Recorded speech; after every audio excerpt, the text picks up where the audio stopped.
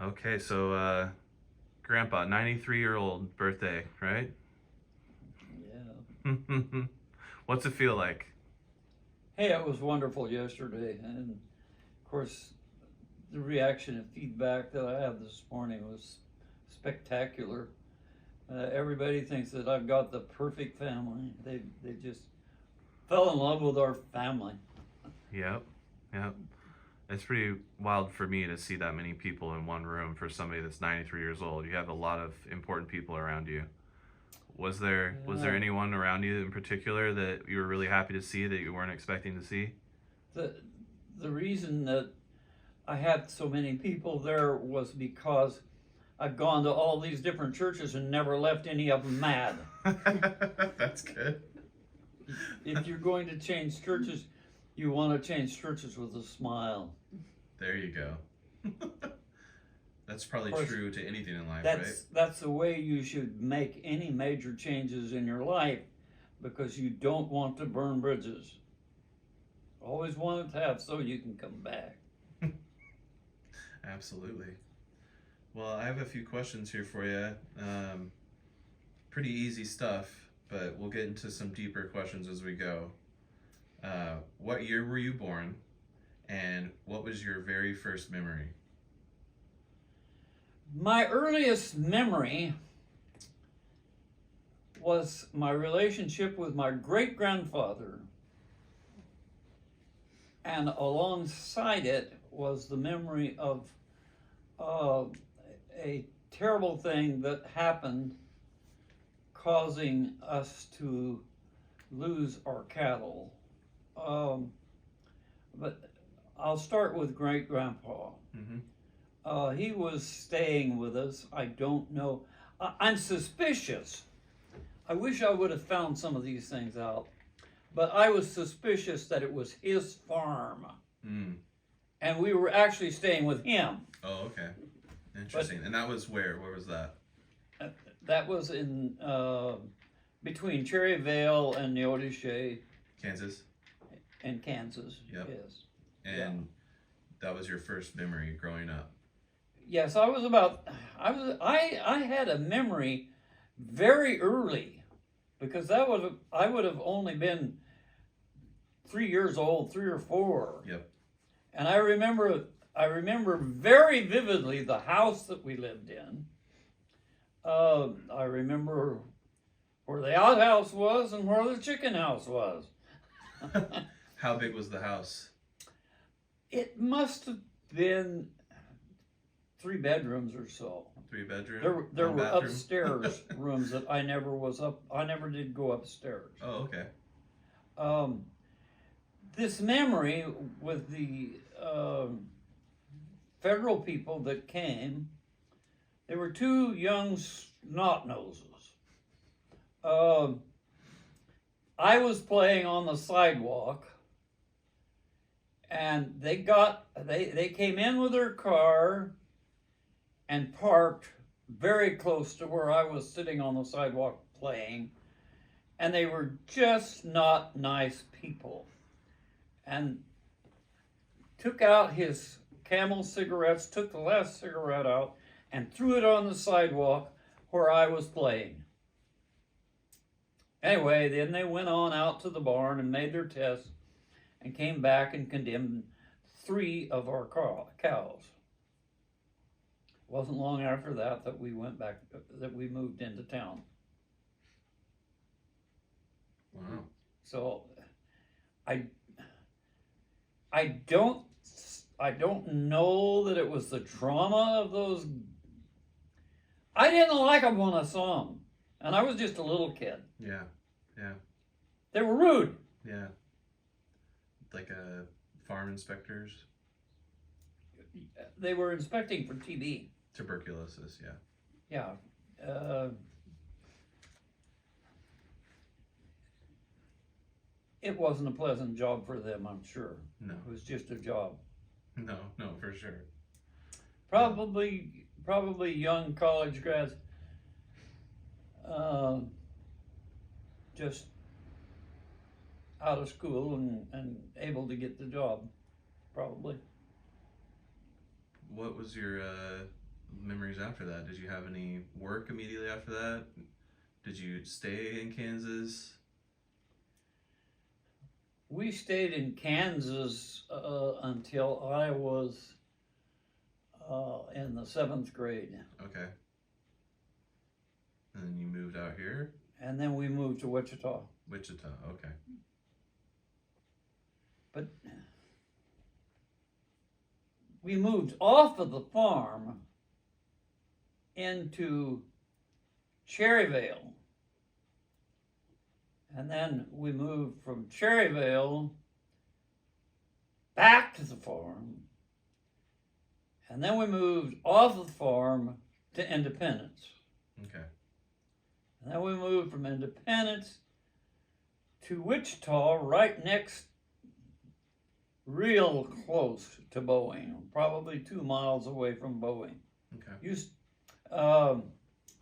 Used to walk over there and play shuffleboard at the Boeing Family Center. They didn't mind if neighborhood kids came at all. Oh, that's great. You just had to take care of things and turn back your equipment. They were very nice. Awesome.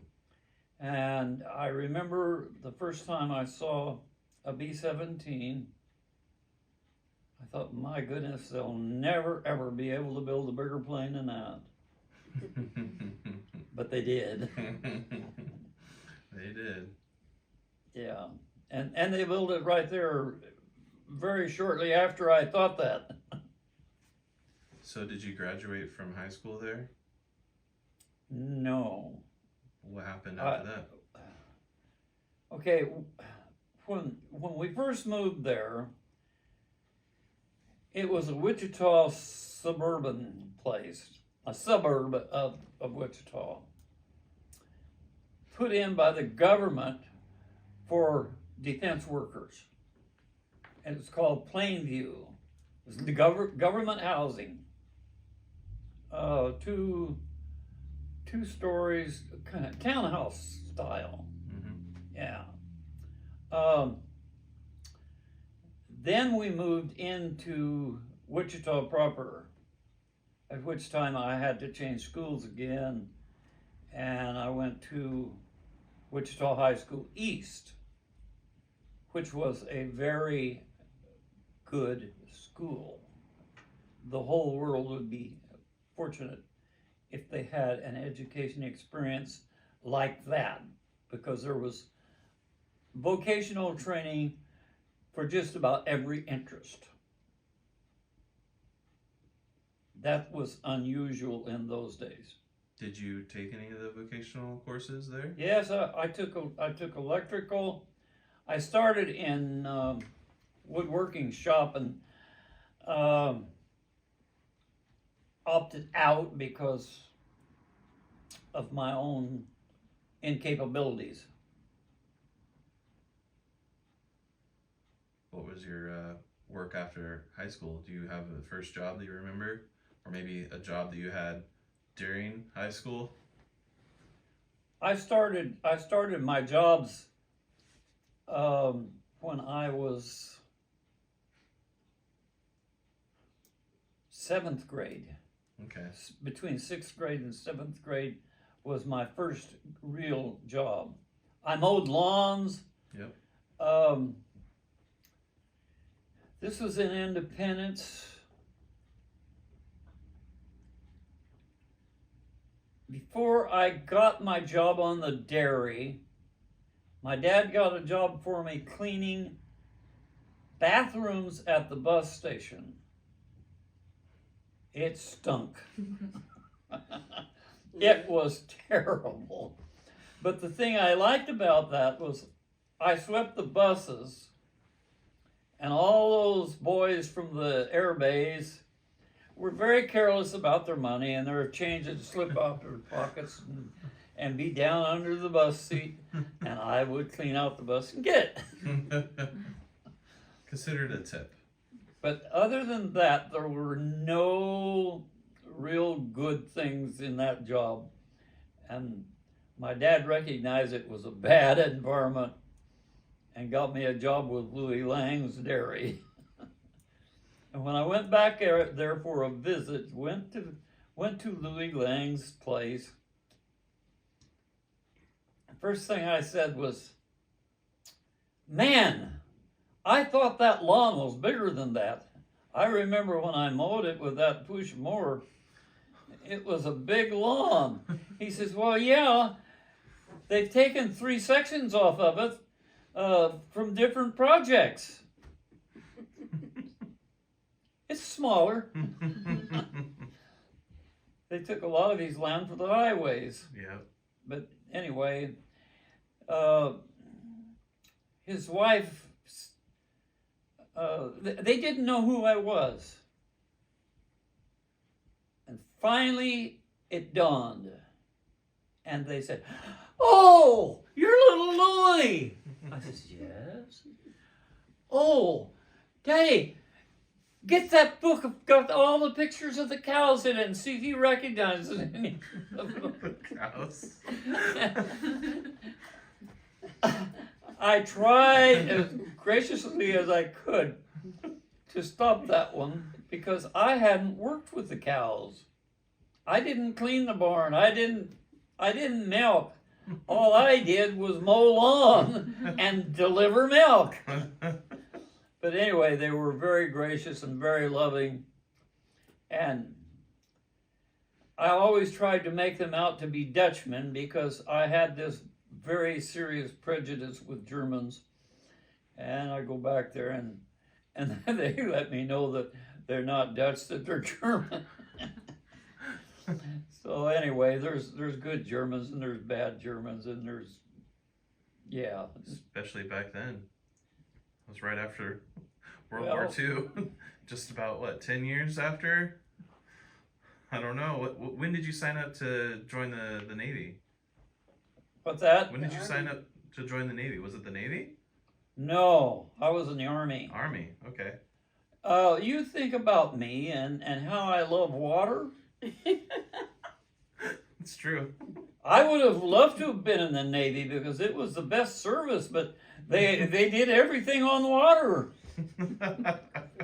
Imagine that. So, as long as they're going to run a Navy on water, I'm not enlisting in that.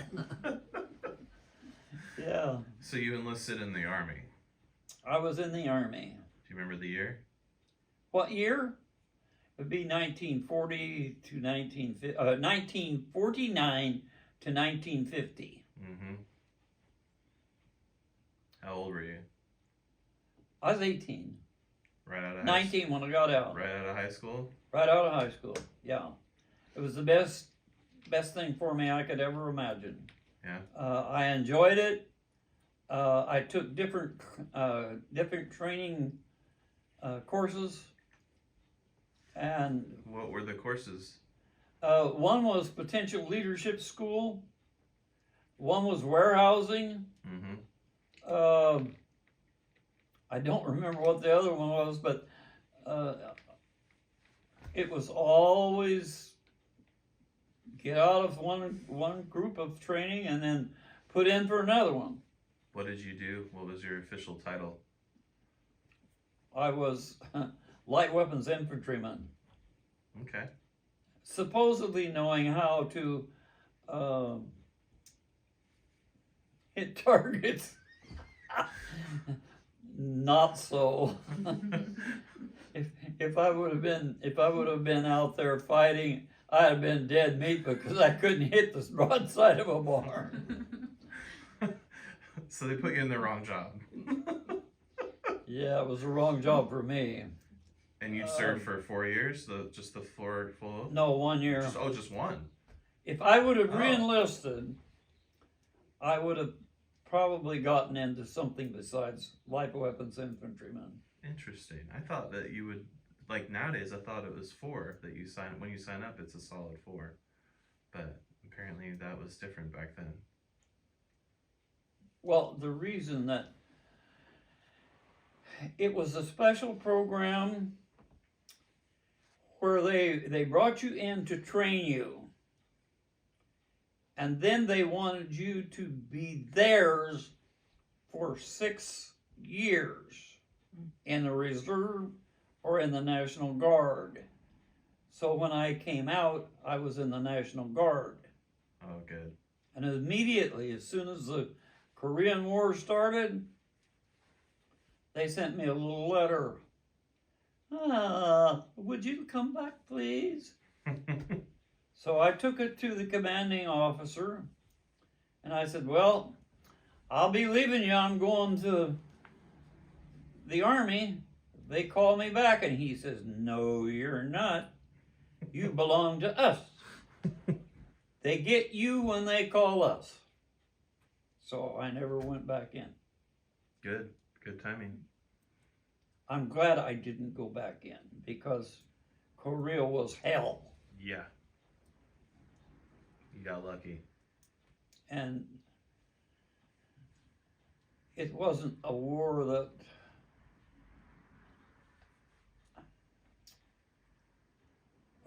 World War II, we were fighting because there were evil forces trying to take over the whole world. Very evil. Hitler was as evil as you get. And then there were some others alongside of him. That would be something to fight for. Mm-hmm. But the Korean effort, we should never have been there. Mm-hmm. That's my estimate. Yep. We should have never been in Vietnam. We should have never been in a whole bunch of these wars that we've been in. Yeah, absolutely. You can write that down. Noted. Did you have any hobbies growing up? Any what? Any hobbies? What do you think? I know you did. That's why I'm asking. I started out with bottle caps. Collecting bottle caps? And then I went to milk bottle caps. Okay. Then I went to rock collecting, and then photography. When I was in the Army, that was something else I did. Was I took pictures of the other guys on parade after we'd gone through basic training. Then I was free on Saturday, and these guys were all over there marching on parade, and I was over there taking pictures. And then I went to the photography shop that they furnished us. Mm-hmm. I blew the suckers up and went around those places and sold them. Entrepreneur. Well, the only problem with that was it wasn't legal. They let you use it for the military use, but They didn't let me do anything. Oh, you weren't even supposed to do that. They let me use the photography place Mm-hmm. because that was one of the things that they furnished for entertainment. Oh yeah. For anybody that was interested in photography, and they had all the latest equipment. Oh yeah. I couldn't have had a dark room like that for 20 years. No. I wouldn't have had the money to buy everything that was in that dark room. Very cool. It was great. Yeah. Hey, after my own heart. But yeah, I love my time in the Army. It's where I grew up. Mm-hmm. It's where I became a man. Yeah. Of course, that was the first time I was ever called a man. The old sergeant says, "Men, you're here to learn how to kill because you're either going to kill or you're going to be killed." Whoa. Hey, is this the wrong army? Well, anyway, that was what Goldie Hawn said when she found out that they didn't have the swimming pools and she was in the wrong army. Absolutely. Yeah, but it was a good experience. What did you do after the Army? What's that? What did you do after the Army? After the Army, I was an apprentice plumber part of the time. I worked in a newspaper part of that time. Okay, I was working in a newspaper, pouring hot type metal into a mold that was used to make up the paper. And the paper was doing some construction. And they had my ventilation torn out for 2 weeks. And I was having to breathe all those lead fumes. So I told the owner, I said, if I don't get my ventilation back this week, Saturday at 12 o'clock, I am out of here for good. Well, I was out of there. The plumber that was doing the plumbing in the place hired me and gave me 25 cents an hour more. Perfect. I was getting 75 cents an hour. And this newspaper guy tells me, well, if I would have known you were this unhappy, he says, I could have given you a raise. And I said, no, wait a minute. I was getting 75 cents an hour, and the person that's on your floor that is doing everything, and he knows how to do all this stuff, and he's getting 80 cents an hour, I don't see much increase there. That was one of the best things I ever did, was walking away from newspapers. Newspaper went through more changes and paid their people less than, well, you know, writing for the newspaper has been a bad business for a long time. Still is. Yeah. You could have done that. Could have. Glad I didn't. But I'm glad you didn't too. Yeah. And that was in Kansas. That job was in Kansas, right? Job was what? The job was in Kansas. Oh, no. Where was Colorado. that? Colorado. Yeah. Okay. So now we're in Colorado. What happens after the newspaper? And you're working for the plumber. What happened after the plumber? Mm-hmm. I went to Colorado Springs and got a job with a plumber. Mm-hmm.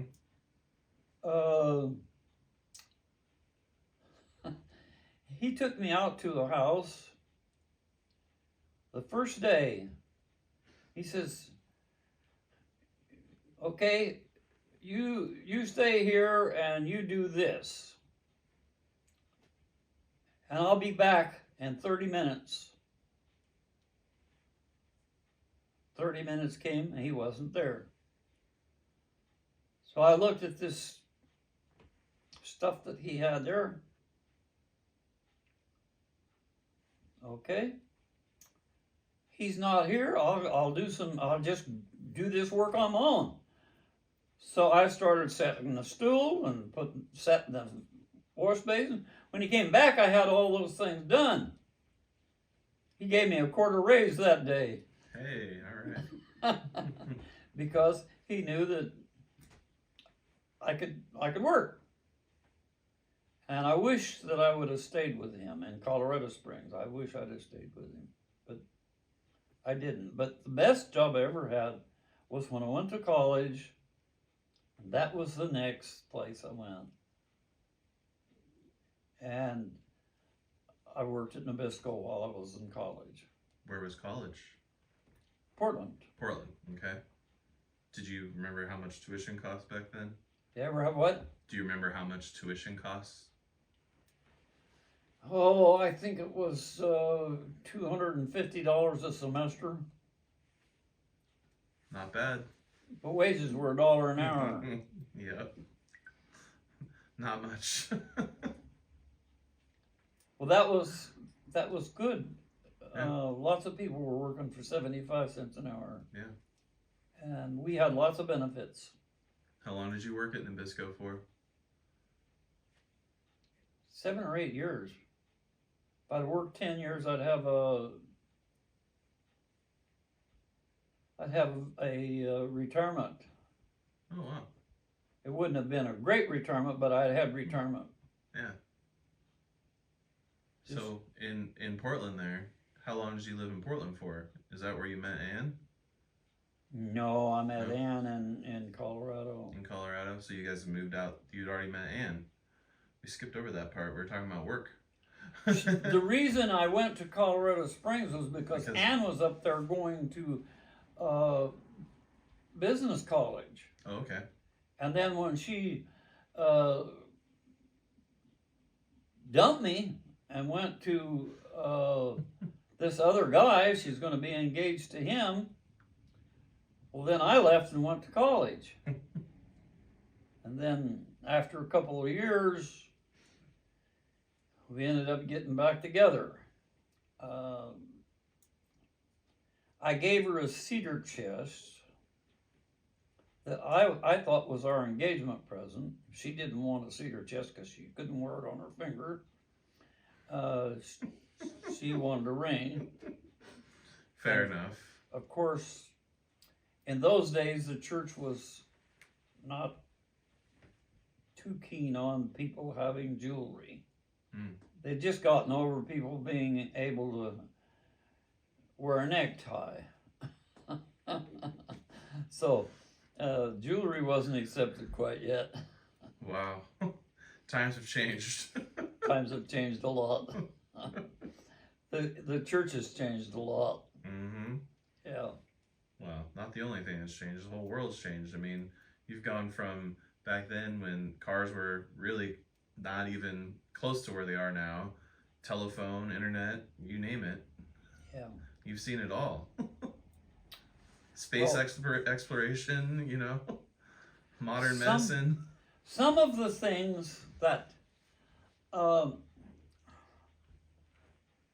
we think came out in the 50s were actually discovered, manufactured, and made 12 to 15 years earlier. Because, number one, if something was brought out for general use, it would usually come out in New York City or Chicago or somewhere back there. Big marketing. Mm-hmm. They would always market the new product in the East. So it would take it about 5 years to get here. Okay. Yeah. So television was invented in the 40s. My first knowledge of television, we had a science demonstration in Independence. I was still in the Independence, Kansas school, which would mean 7th grade, somewhere there. 7th grade. Let's see, how old would I be? 7th grade? 7 plus 12. 6. Maybe, yeah, 12, 13. 11 or 12 years old I would have been. And they demonstrated the microwave and they demonstrated the TV to that group. Now they envisioned television being used in conjunction with the telephone. So that you call up and you could see the person you were talking to. Okay. That was what they thought television would be used for. Hmm. Well then, when it really came out, it was for entertainment. Yeah. Well, it's amazing. It's kind of full circle because nowadays you actually can do that on your phone. Yeah, well, It's- that's what they thought it would be used for at that particular point in time. It only took another, 80 years.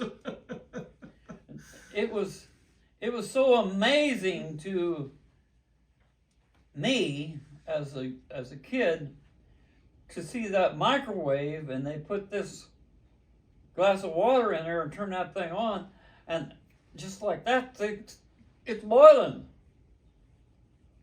I don't know what they had. It was Yeah. a little stronger microwave than what we got, but it was really boiling quickly. Very cool. Um, Is that one of your? We're changing topics again, but is that one of your, I guess, greatest memories in terms of like modern inventions? Is that, I don't know, is that one that you remember more fondly that changed your life or impacted your life? Because a microwave, I can imagine, would be a pretty big deal if you know didn't have those around before, or I mean television maybe too, or maybe it was a refrigerator, you know, or I don't know. What was the biggest invention that you remember growing up that really impacted your life? I don't think that knowledge affected my life. No. I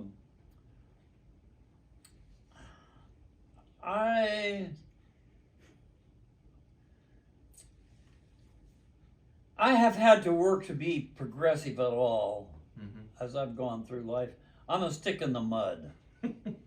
Okay? And I've had to work.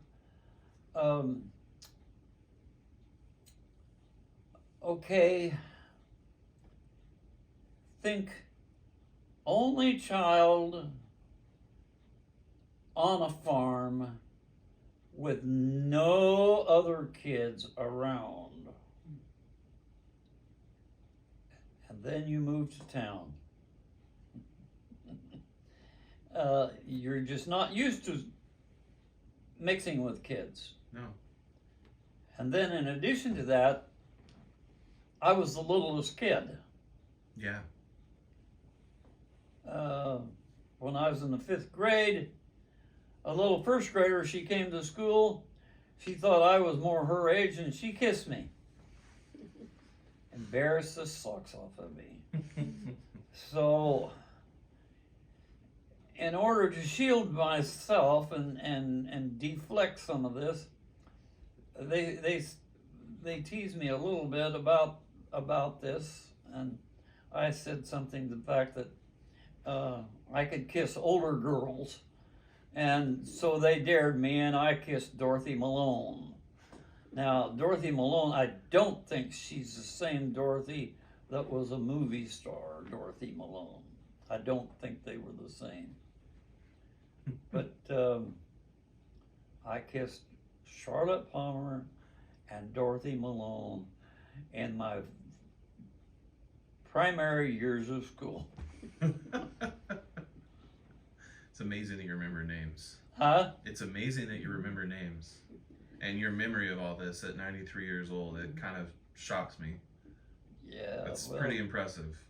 Because I can Yeah. barely remember what I had for dinner a couple nights ago. My favorite girl from grade school was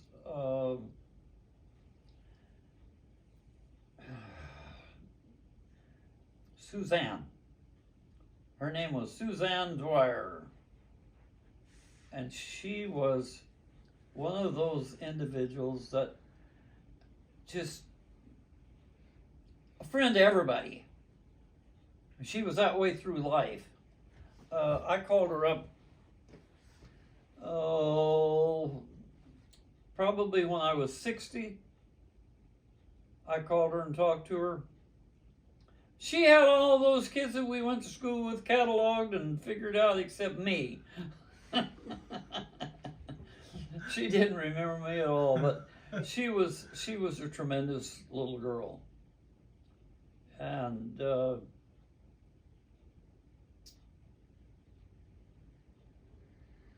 there were others.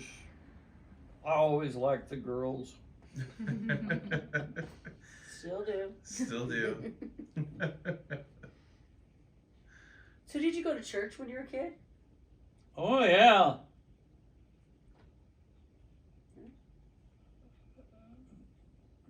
One little boy,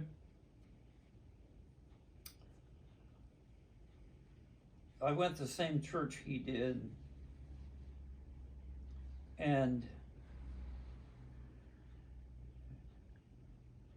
he and I were talking, and he told me all this stuff that you get in Revelation. And that's when I started hating the book of Revelation. Now, they say that some people would tell you that John, that wrote the John's Gospel, was the same guy that wrote the Revelation.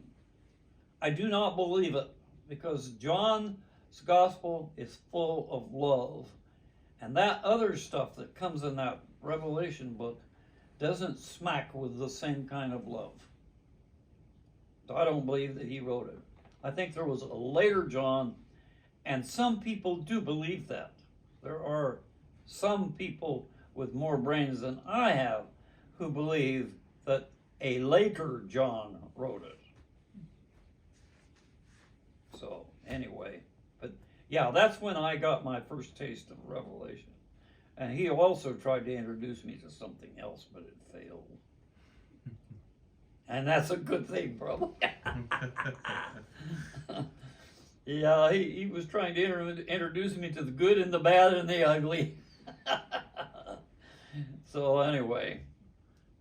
I wanted to ask you a question going back to your college days. So you said you went to college in Portland. Yes. What did you go to college for? Warner Pacific. You went to, yeah, I know you went to. What did I study? Yeah, what did you study? I studied religious education. Okay. I had some music training there, and I had theological training there. Okay. Skimpy on the theology. 4 years? Huh? 4 years? 4 years. Took me 5. Took you 5, okay. Maybe 6. No, I dropped out 1 year after I got married. You got married while you were in college? Yes. Okay. To Anne. It's important just for the video. I know who we're talking about. But Anne, and you guys were. Yeah, we got back together. Her dad brought her out so that we could have a little time together, and we decided to get married. I think that the poor lady married me because she thought there was never going to be anybody in Springfield that would come along. She was in love with the guy that broke us up. I don't think she ever got over it. That's what I think. Well, she didn't get over it until late in life. Let's say it that way. Probably the 25th wedding anniversary. By that time, she was probably kind of over it, but maybe not. I don't know. When you got married, how long did you guys stay in Portland for? How long did we what? How long did you stay in Portland before you moved? About 7 years. Yeah. Is that when you moved up here? Or where did you move to next? No, it wouldn't have been 7 years. It would have been 5 years probably. We moved to a little town in southern Oregon called Powers, and I was the pastor for their church. Okay, so you got a job immediately after Nabisco and college, doing what you went to college for. I had graduated from college. How long were you down there for in Oregon? Oh, probably 4 years. And then you decided to move out of there. What was the decision behind that? Why did you move? Why did I move? Move again, yeah. I needed more resources. By resources, you mean money, right? Yeah.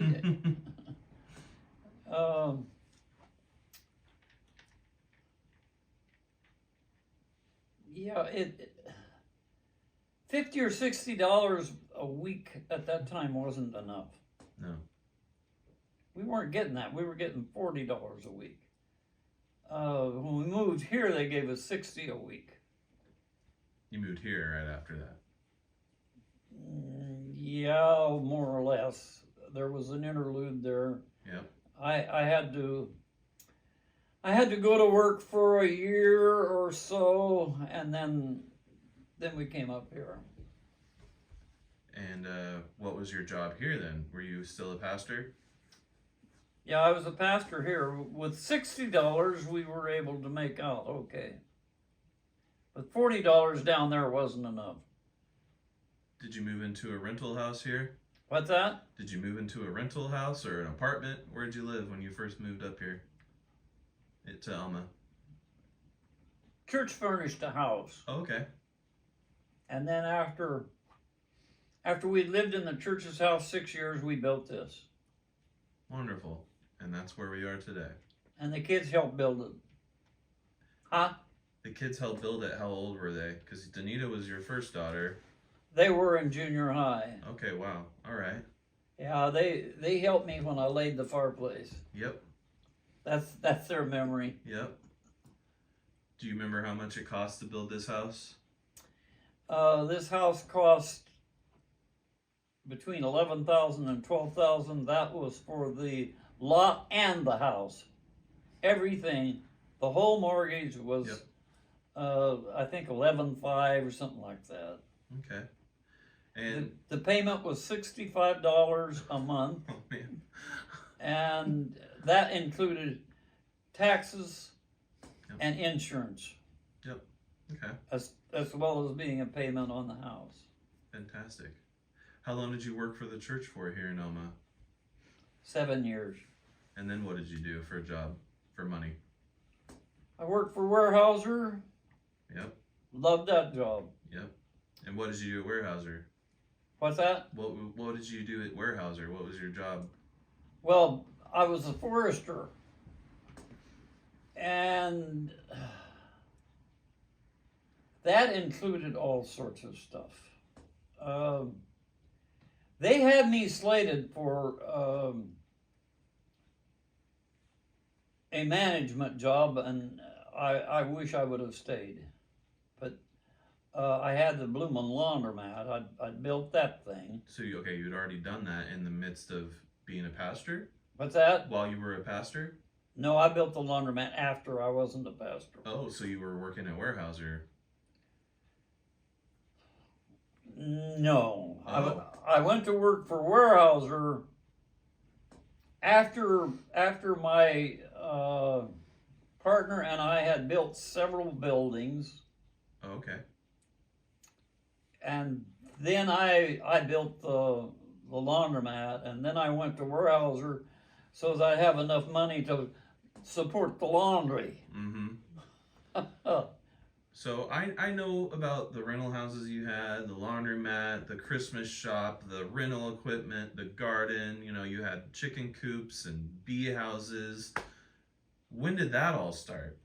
Was that part of the laundromat? Or No. did it just build up over time? It just you can take the farmer off of the farm, but you can't take the farm out of him. Yeah, absolutely. But no, I didn't have any chickens over there. No. I have had ducks here, but I didn't ever have any chickens here. I remember chickens there at the gardens. I do too. I remember getting chased by a rooster in the back shed over there. I don't remember. Maybe you don't remember chickens, but I sure do. Maybe you got rid of them real quick. I remember the bees. Remember all the irises and all the flowers and all the rental equipment. I remember the Christmas shop and your little office above the Christmas shop and the whole huge laundromat across from the police station and the pizza parlor and the hardware store. Yeah. But I was little, I was only about 8, 6, 7, 8, 9, and then that's when I kind of came into the picture. But the rental houses, how did you get all those? Was that just a collection over the years? Well, after I quit pastoring, Fred and I built houses. Yourself? Fred Martin and I together. Amazing. Well, I built one up on 9th Street by myself. Okay. And then somehow or another we went together. I don't know why. Mm-hmm. But we did some building that lost us money. Mm-hmm. And I paid that back out of the building of the Martin Street house, and everything I built in that era was built crappy because I was stretching money farther than money should ever be stretched. And so when you build crappy, you have to come back later and take care of the problems. But anyway, the sixplex, the school bought that. What a blessing. Because it was the crappiest of the bunch. It was built with stuff that shouldn't have ever been used. But that stuff got built in that era. Then Fred wasn't happy with the money that we were making, so he kind of split from me and went out on his own. And while he was out on his own, he would come and work for me for cash on the duplex. I'd pay him, and he'd Bill Weaver sat right there, and he says, Louis, he says, I remember how it was. He says, you'd go to work at 7 o'clock. I'd come to work at 8 o'clock, and Fred would show up at 9 o'clock. He says, I remember that. Well, so Fred was off doing this project out there, and I wasn't getting anything from that. And it wasn't paying any bills anywhere. But I paid off that bad stuff with that duplex, with that sixplex, mm-hmm. and the Martin Street house. And then I let him have the lots that we had bought. I thought he would want to go ahead building. Well, he didn't want to go ahead building. And I let him have the house in McClary that we had built. But I took that, Mm-hmm. and I took the sixplex because I'd been the builder. Yeah. And I didn't feel that should be split with him, Mm-hmm. because I'd given him that stuff. Yeah. So how many did you have? What's that? How many properties did you have at one point? What was the most you had? Well,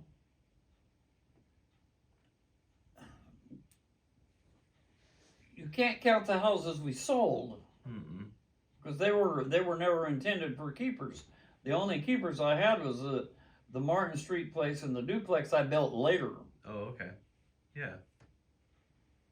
And then I had a little Martin Street house down there that I bought. Mm. And in Holcomb.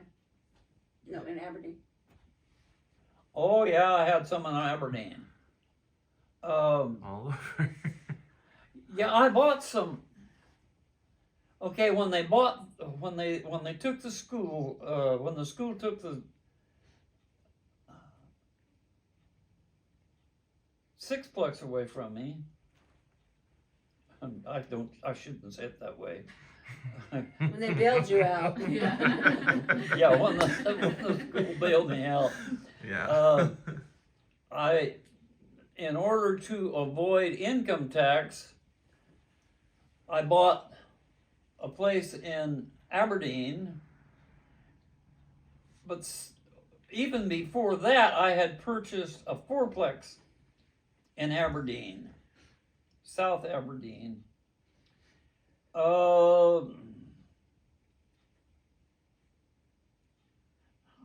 I think it was $200 down and $200 a month. Yeah, it was very, very low down. And I can thank Rex Valentine for that. He got the place for me. And then I sold that to a guy that after he made the down payment, he never ever paid another dime, and he rented it out until I managed to get it back from him. So that wasn't a moneymaker. No.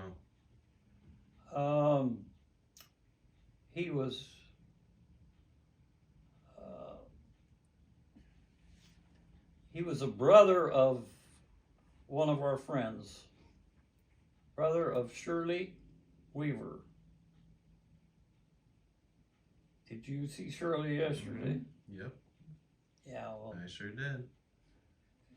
he was a scallywag that was her brother. Okay, so anyway, I got that back, and then shortly thereafter I sold it. I never really did anything with it after that, but it was a good little money maker. But then this other house I bought,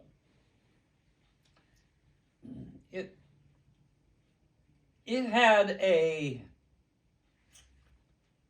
upstairs apartment, downstairs apartment, and an apartment over the garage and back. And I got that for nothing. There was a period when the bank was in trouble, and if you had a good record, they would let you just come in and take them over. I could have taken over a dozen if I would have felt like I was able to take care of them. Yeah, a lot of work. A lot of work. For sure. One guy that took a bunch of them over, he never ever really did anything with them.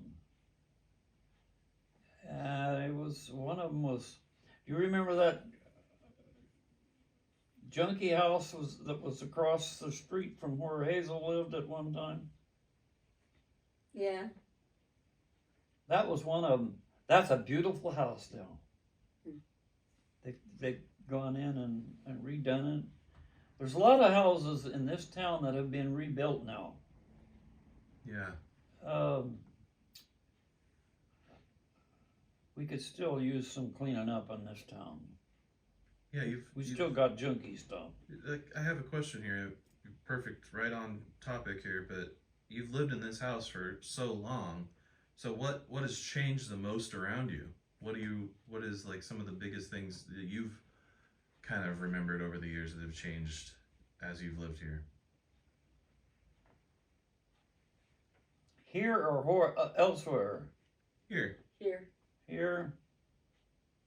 You can go into the world in general as well, but I don't think there's been a lot of cultural change in this town. mm-mm. We're not as okay. When we came here, everybody worked for a mill, or they worked in the woods. It was all timber related. Mm-hmm. The truck driving, the Lumber timber mills. related, Mm-hmm. and after the spotted owl, that changed everything. So we're not as healthy a county as we were when I first moved here. Mm-hmm. The nuke site up there would have brought Yeah. prosperity had we not shut it down. Yeah. It helped our family's wealth, the nuke site. Did it? What? It helped our family's wealth, kept us busy, renting things out. Yeah. Yeah, that's true. Yeah. Would have been a huge project to have here. It still would be nice to have to this day. 95 to 97% complete. Wow. Shame. Tore all the insides out and sent it to China. Yeah. Hindsight, we could have kept it. It would have been nice to have around. I don't know what they did with it.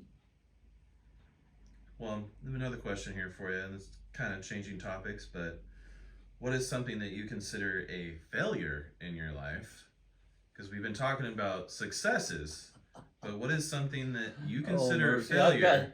I've got so many failures. And yeah, but what is also something that you had to work extremely hard for and succeeded in?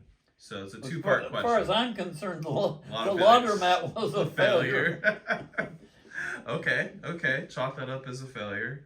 Yeah, you can chalk that up as a failure. And that's just money of course, related. The Christmas shop, that was The a Christmas failure. shop, okay. Actually, the Iris were a failure. I've got more failures. Of course, what is a failure? You know. Exactly. How do you describe a failure if you still had fun doing it If, and it was something if that you don't enjoyed? let it destroy you, Yeah. there isn't such a thing as a failure. Depends on how you look at life. Yeah. The laundromat was good for me. Yeah. It made me have to go to work every day, go clean it, and it was good. Yeah, you took care of it when I was really. When your back was bad, yeah. Yeah. So those are some failures in life. Huh? Those are some of your failures in life. What's something that you worked really hard at and succeeded in? You know, I really have no idea. I have a hunch that the laundromat was much more successful than I ever believed it was. Because, number one, I never knew how much money it brought in. I didn't know, the government didn't know. We just made a stab at it and paid them. But, we're past the statute of limitations for taxes, so I think you're okay. yeah. Well, at one point they did investigate me, Oh. and of course at that point, that was a failure. Along in there somewhere, after Weyerhaeuser, I did a contract for the state thinning trees.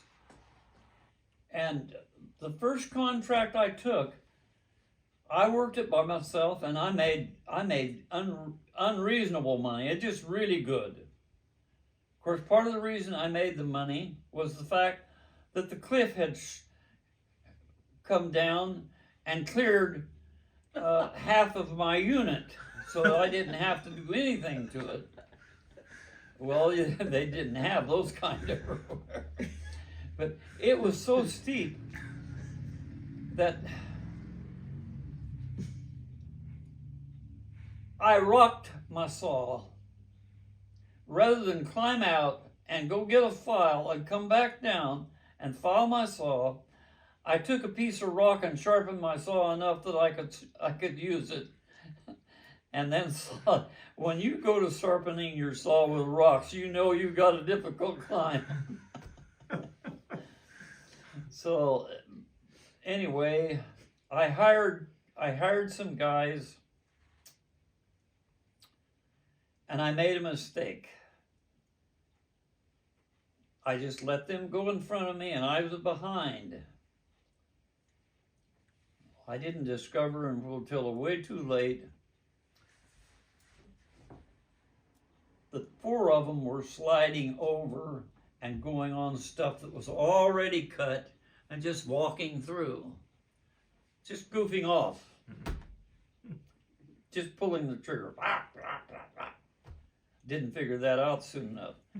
If I would have been smart, the one man that was working for me, he would have been in the middle of those people and watching out for them and getting a nickel or a dime more money, and I would have been behind them and watching those two and gotten more money because they'd have been doing some work.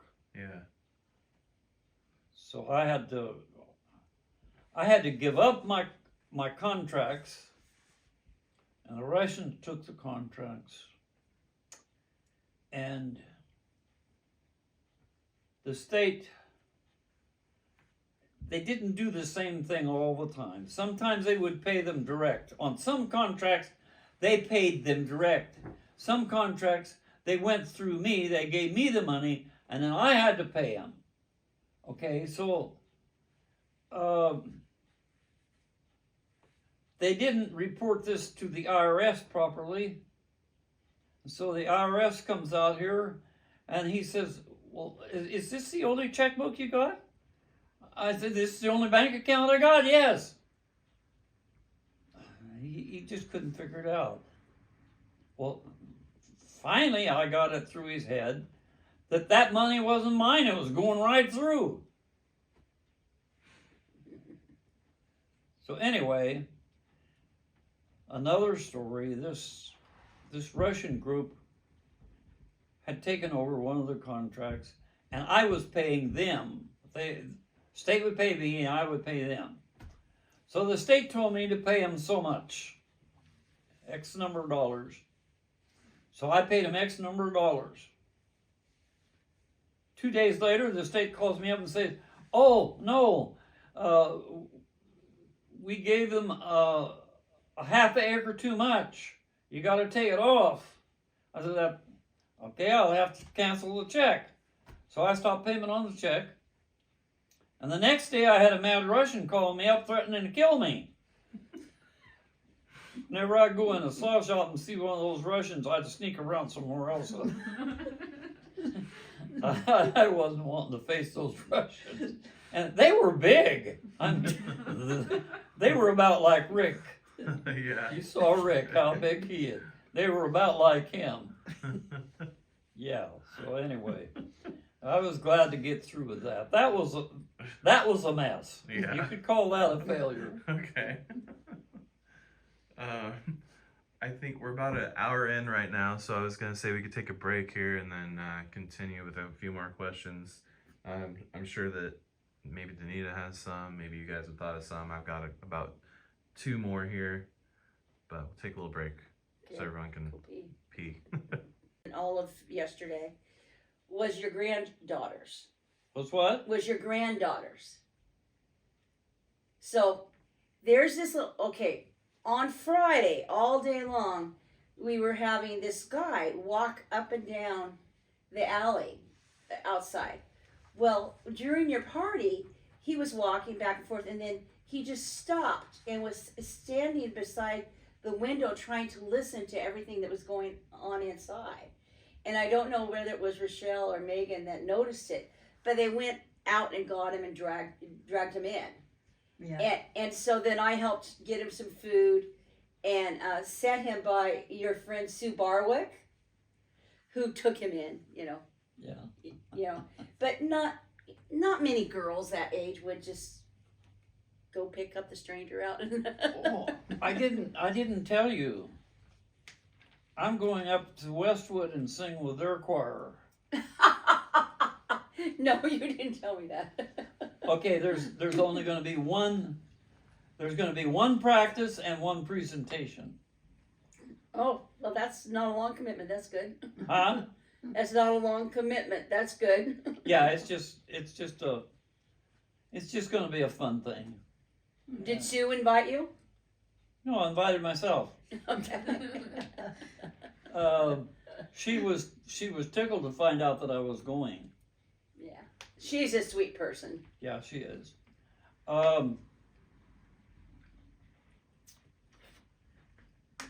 No, they send me newsletters every week. Yeah.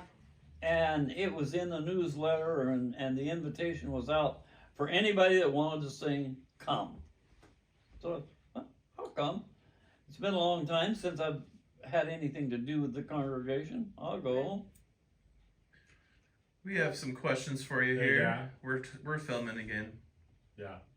So I wanted you to go back when you were younger, when you were still living on the farm, and you and your siblings were all there at some point there, and just kind of elaborate about what life was like, what machinery you had, how did you, what were your chores on the farm, what was life like at that point in time?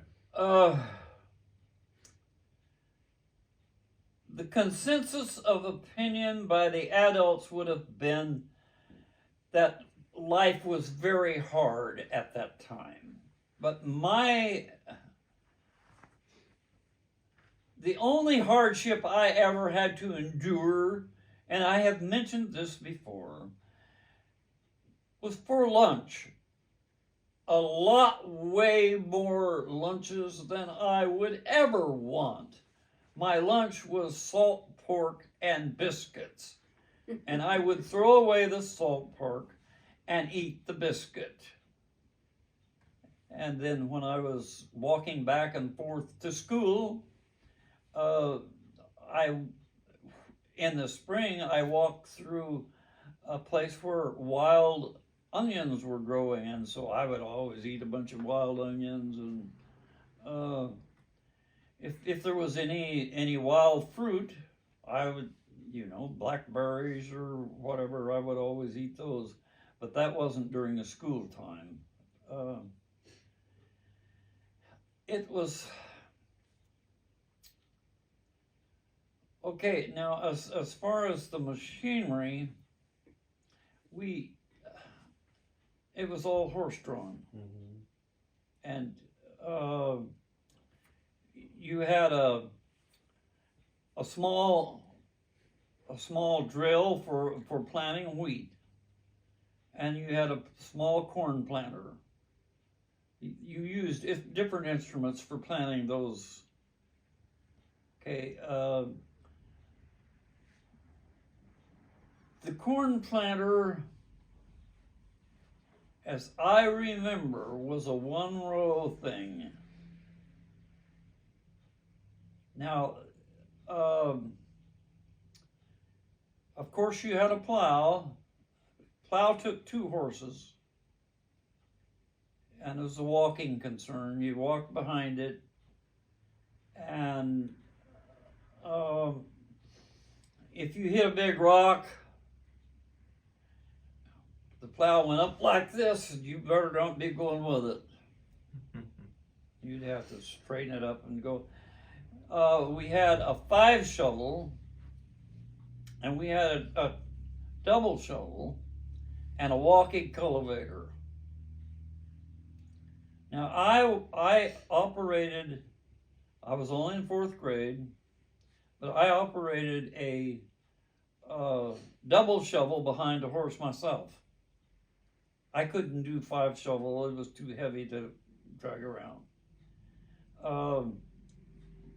Lorne, a year and a half older than me, was running a plow.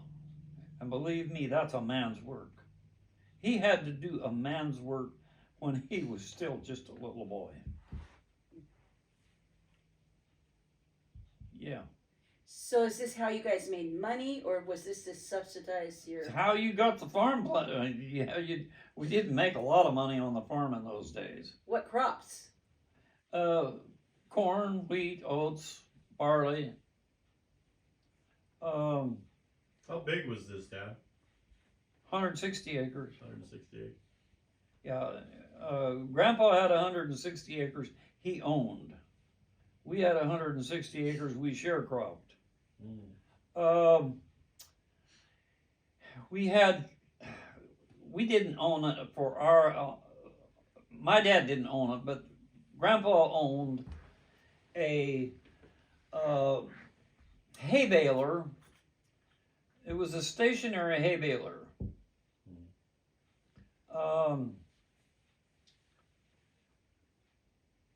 Originally, it came out with about probably 5-horse engine on the front.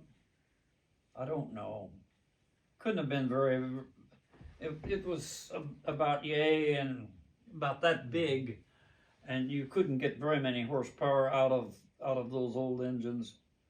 You've seen them running at the fair. Um, I doubt that there were more than. I doubt if any of them were 10 horsepower. Yeah. But anyway, the stationary baler. First, you cut your hay with a mower.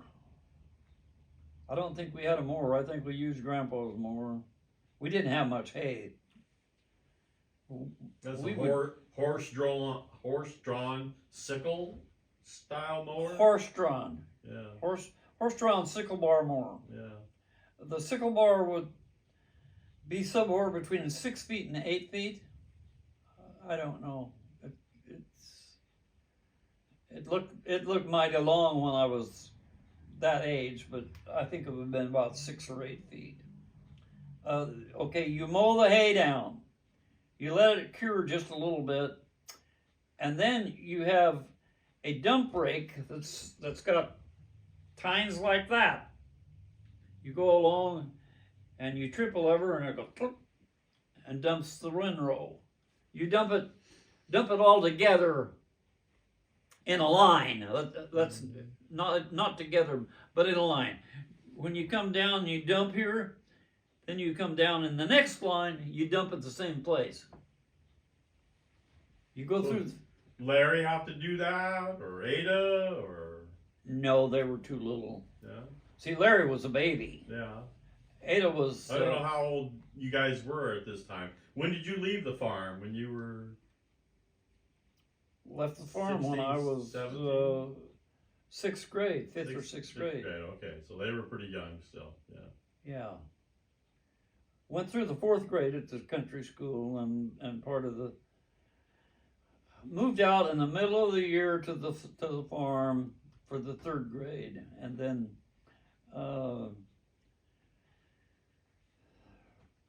Dad lost the horse, and we just went back to town. Larry wasn't born yet. He wasn't born yet. Larry was still No. pretty young. So you remember your dad doing a lot of this kind of work. Dad worked at anything he could get a job at. Yeah. Yeah.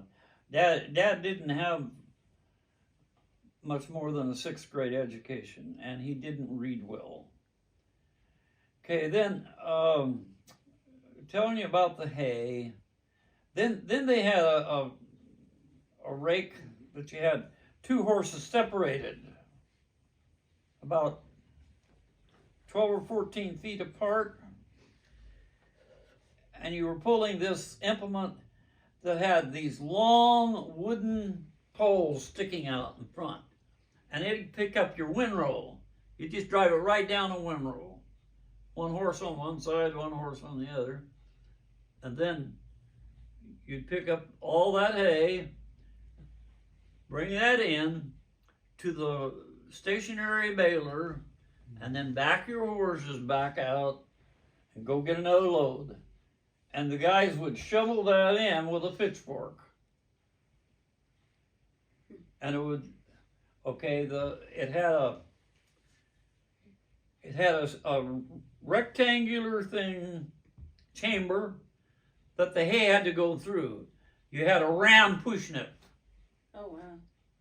Okay, so this chomper would come up, and the ram would come back, and the guys would throw in the hay, the thing would come down, and the ram would go forward, and the chopper would come up again.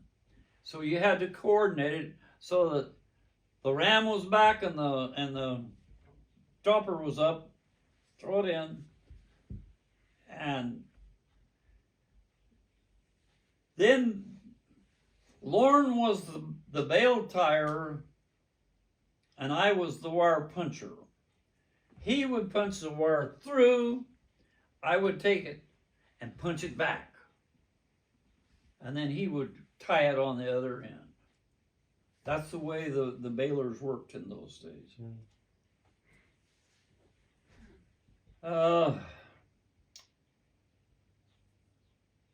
Now the buck rake, the one that I told you that had the long poles, my grandfather had taken a Model T or a Model A, one or the two, and ran it backwards and outfitted it for a buck rake. So your steering wheels are on the back now, and that gave you a lot more wiggle room to bring your load in. And he had a 50-gallon drum full of water there because he's running the thing backwards and it didn't get to cool. I think the thing was always boiling the water. It was always very, very hot. Okay, that's it for that farming operation. And we put it in the hayloft the hard way. Just back up to the loft and throw it up. Take it in and stack it up inside. So did you have a lot of animals to? Grandpa had 12 head of cattle, probably a dozen pigs,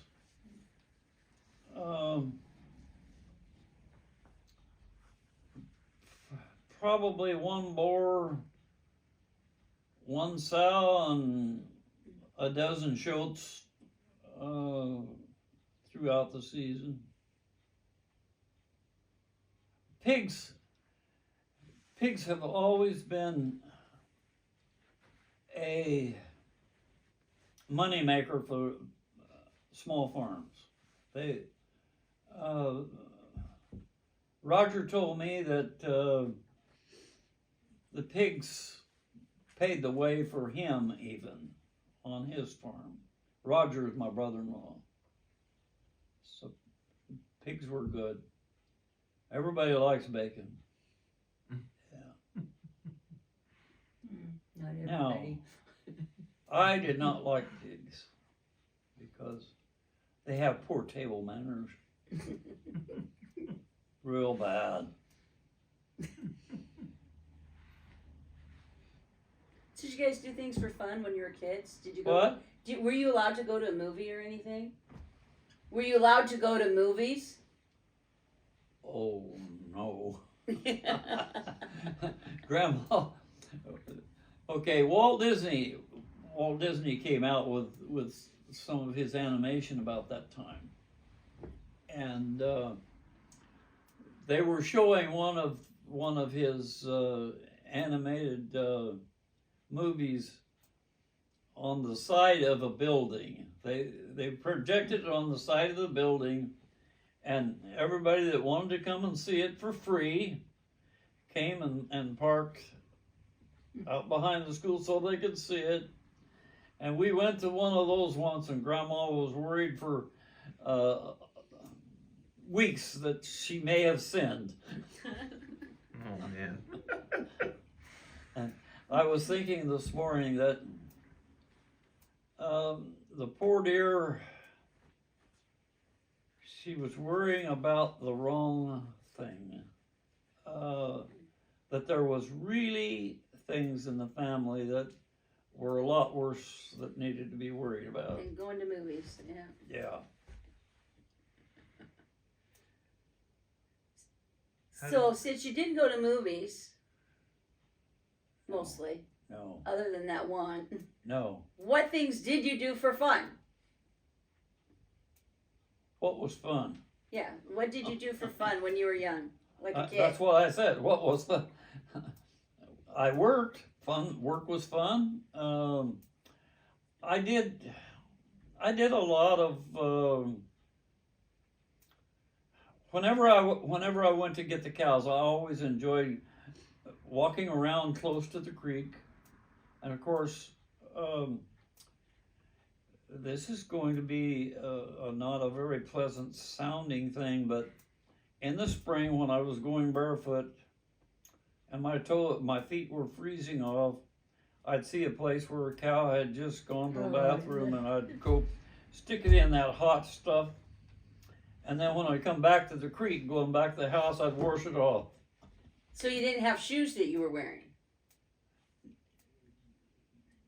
No, you had kids had to go barefoot.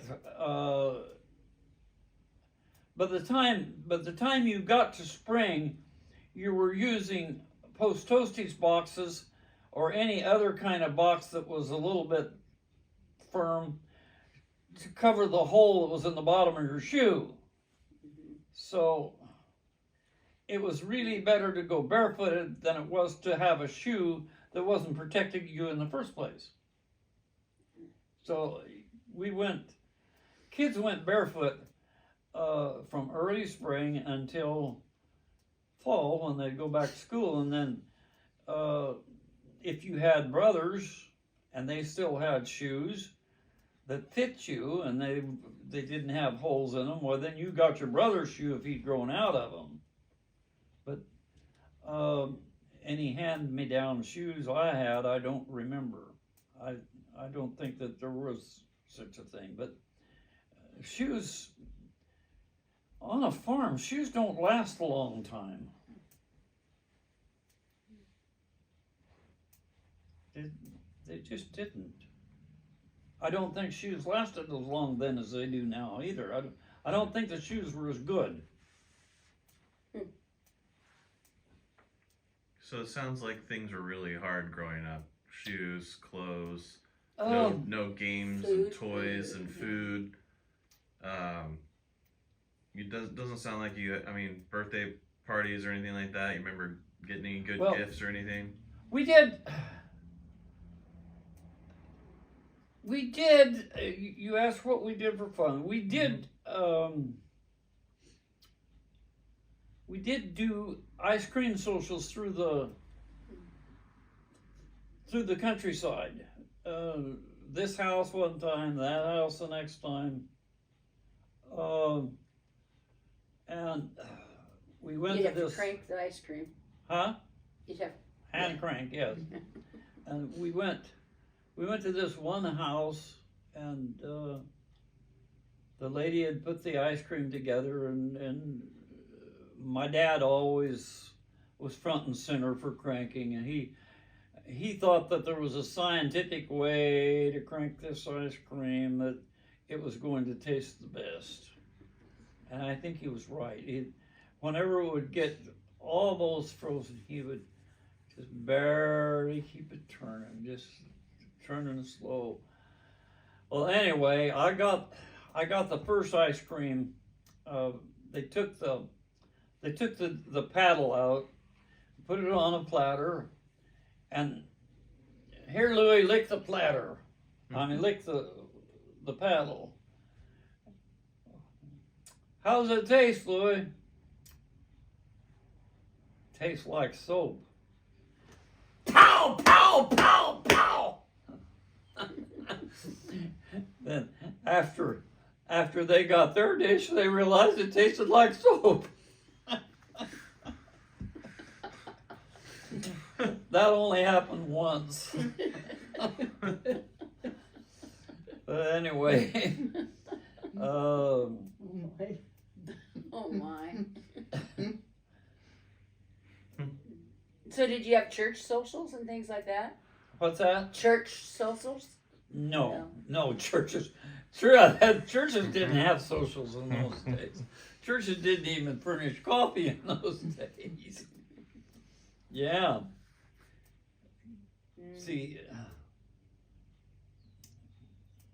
I wish I would have been born in a more ecumenical church, a different church, instead of one that was so radical. I really do. I wish I'd have been born in a different church.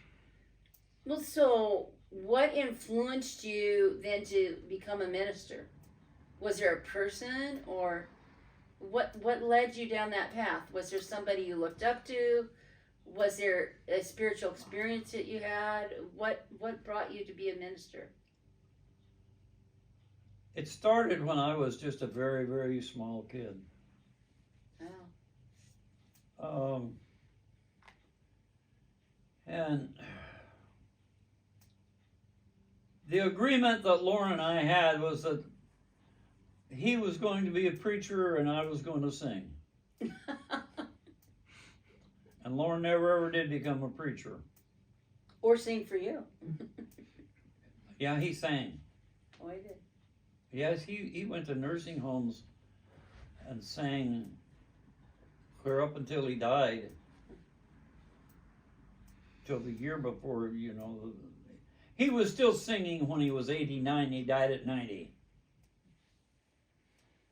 See, I've already lived longer than he did. Lauren was my uncle, a year and a half older than me. And he was big. And he was tough. He could take me down and sit on me with one hand. And I always wanted... And did often. Huh? And did often. Frequently. Yes. I wanted to ever get big enough so that I could take him down and sit on top of him. And then when I got to where I was, I'm sure I could have done it, but I'm not sure either one of us have been able to get up then. But anyway, he's gone now. I have a question for you. So you were married for almost 50 years before Ann passed away.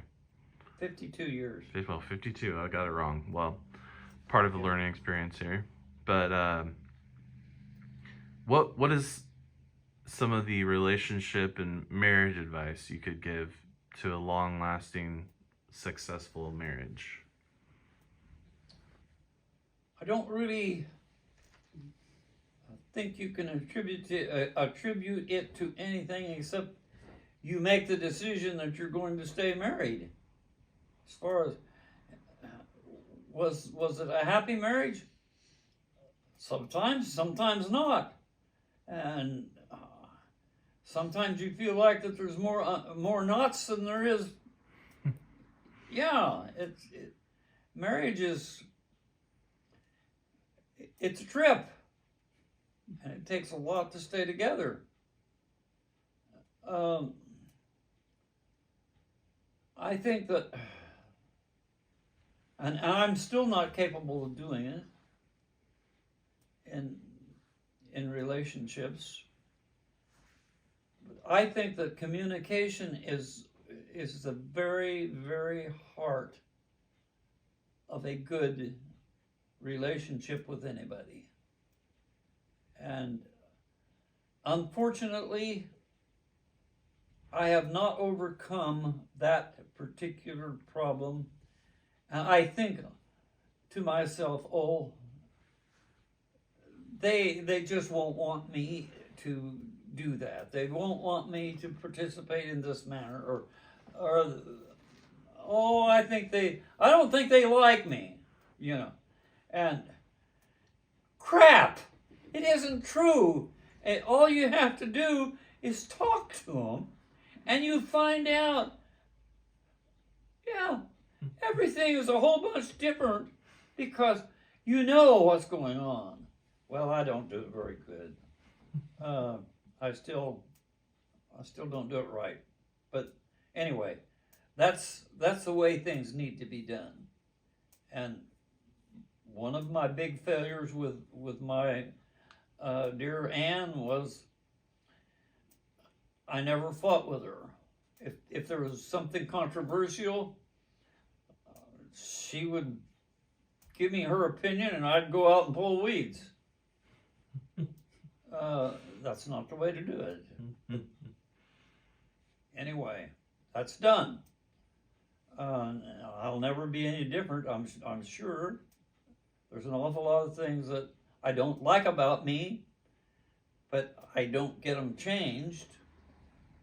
And I'm sure that everybody else has the same problem. They see things in their life that they would like differently.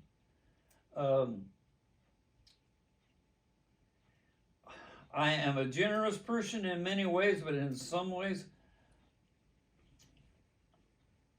I'm a selfish idiot.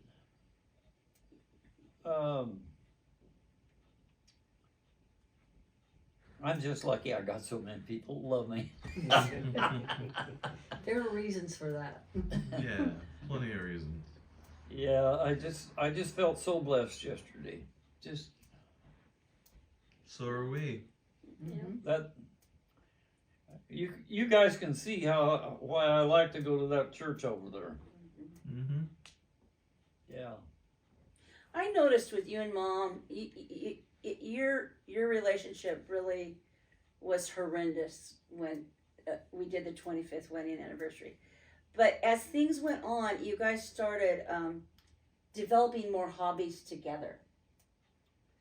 You know, you started doing the irises. You started, collecting more antiques and going to antique stores and just doing more things together. Yeah. And things seem to be better. And then your trips. The last enjoyable thing I did with your mother, heaven forbid, was to buy 2 chairs for this living. She died before she ever sat in them. And they were not good chairs. And they lasted a year and a half, and I just put them out free.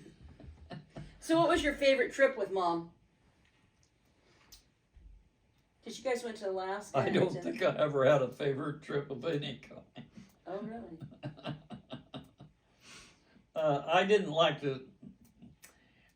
Well, you think about the trips with the RVs. You think about what it takes to get one of those RVs on the road.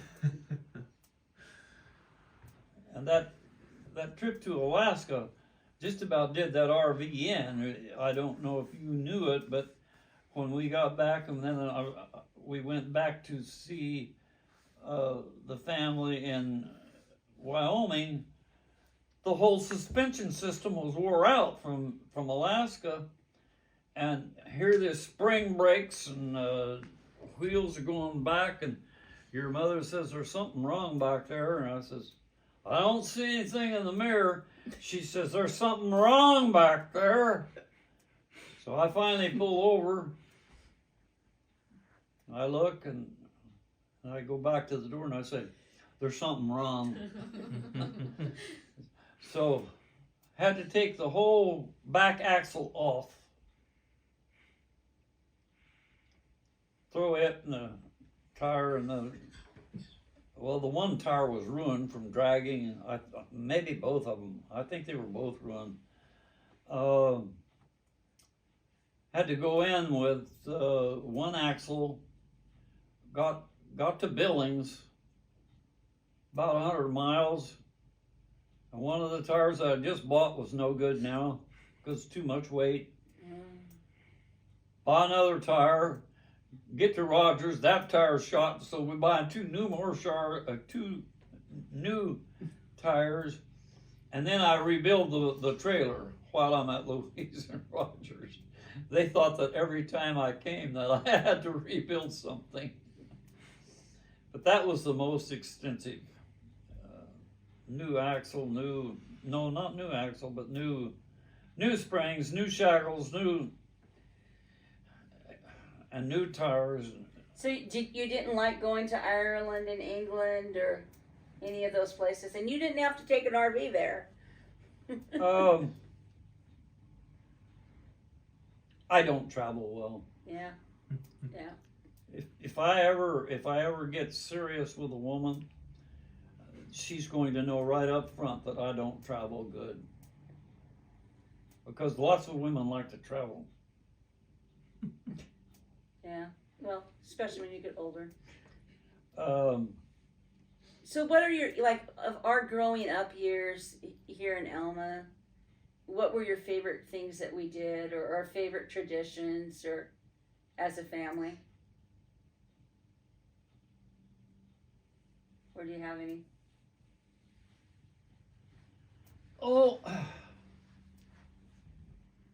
I think my favorite things is when we go to a lake and have a picnic and walk around the lake.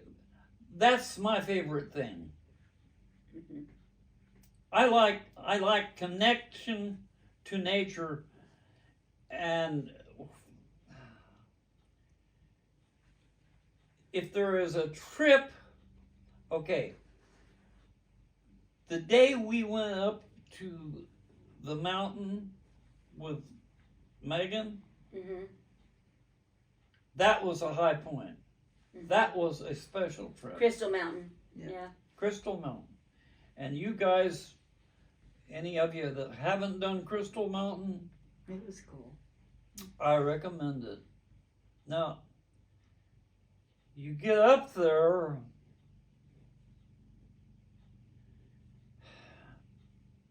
it's so spectacular. So you take a picture and you come home, and the picture no way near ever Mirrors your experience. No. No, it because when you're up there, you see all of it. Yeah. There's mountains everywhere, and it's so beautiful. Okay, now We went up the gondola. I have and- enjoyed and up to the top. I have enjoyed trips, short trips, like down to the mill that we did. Oh yeah, down to Woodlands. I enjoyed Yeah. those The kinds of grist mill. things far more than I enjoy getting in a car and going clear across the country. And Yeah. of course, as a kid coming out of Kansas, there was a lot of enjoyment when I saw the mountains and the rocks. Mhm. I thought Colorado was beautiful till I saw Washington and Oregon. So why did you stay here and not go back to Colorado and where your family all were? 20 below in the winter, 6 foot of snow. No contest. Yeah. Prettier. 105 degrees in the summer. Yeah. Yeah. And besides that, I didn't want to go back where my mother was. Understood. And so anyway, I ended up going back there and getting her and hurt her out. Larry and I kind of did that together, and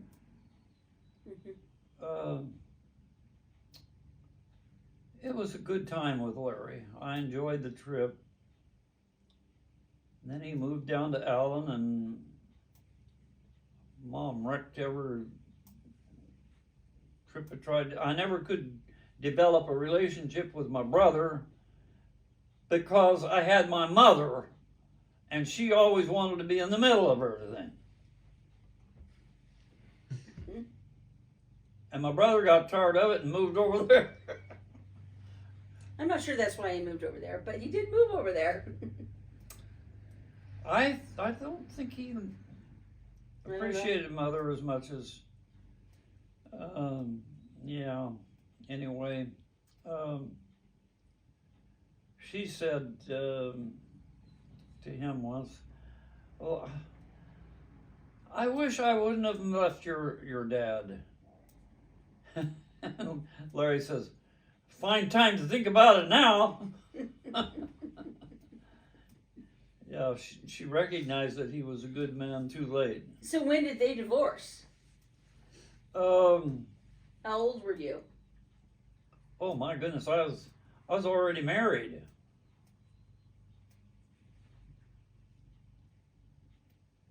So Larry was in high school. Shortly thereafter.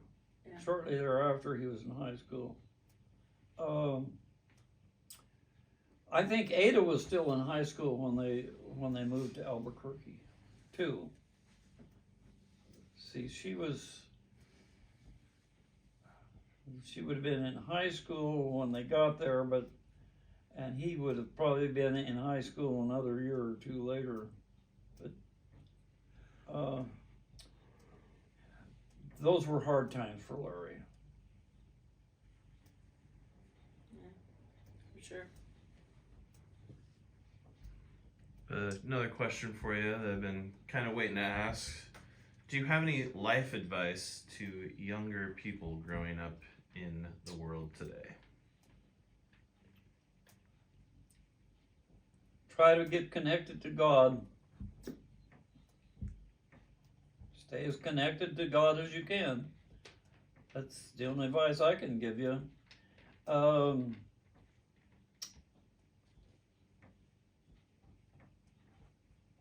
it comes to money, be generous with sharing it sometimes. And that is a problem, is trying to figure out where and how to share it. I've given a lot of money to the food bank here in town. And the last time I gave food money, was last year. And I got a bad attitude that time, because here I'm driving my old Buick and bringing a check to the food bank so that they can use it. And somebody pulls up beside me in a brand new car and goes into the food bank to get groceries. Of course, it doesn't mean they didn't lose their job and are having to make payments on that brand new car, or they're going to lose it, and they're barely you never know. Well, but then another scenario that I haven't quit giving, I just haven't given for a while. But it did kind of, it pulled my chain. But another scenario that I have come up with, that it could have been, there was a younger man with her, and it could have been that mom was coming down to help him get food for himself. That could have been. Mm-hmm. Of course, I remember my mother taking stuff.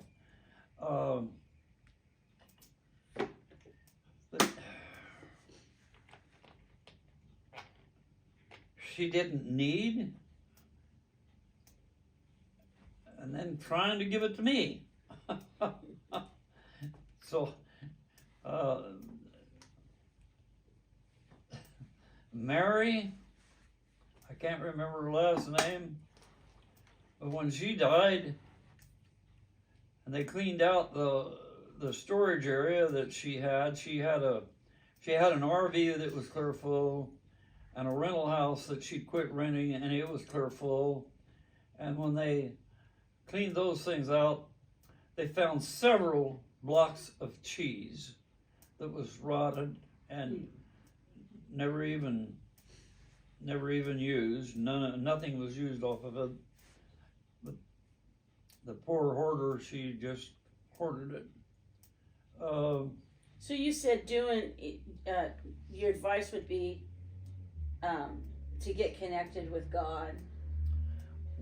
Yes, And that's because that doesn't necessarily mean connected in the same way I'm connected either. yeah. Mm-hmm. But try to be connected to a higher power.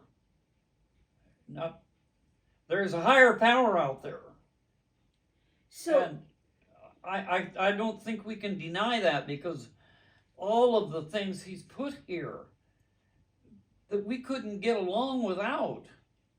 It just, there's a higher power. Now, rather it's,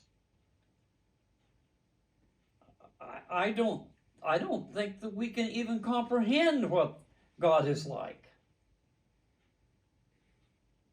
so you've we been just really try. open to lots of different. There are spiritual experiences that happen to you as you go through life.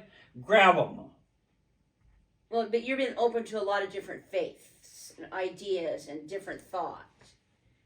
I'm not Where'd saying you get that from? I didn't get it from any of my parents, if that's what you're asking. It's a life of searching, and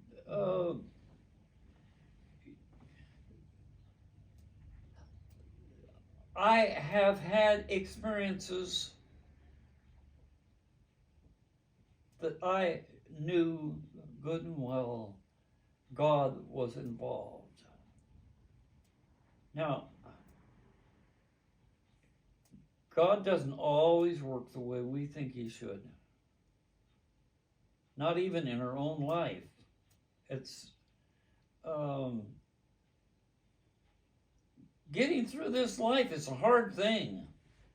And there are disappointments. There are disappointments in each other, and we have to use every resource we can to forgive those who don't treat us like they should. And we need lots of love. Lots of love. Love is the supreme thing, as far as I'm concerned, in life, in spiritual life. I think that God is such a powerful force of love, and we have a tendency to focus from a human perspective and think that God is a punisher. If I don't do this, God's going to punish. God is not out to punish you.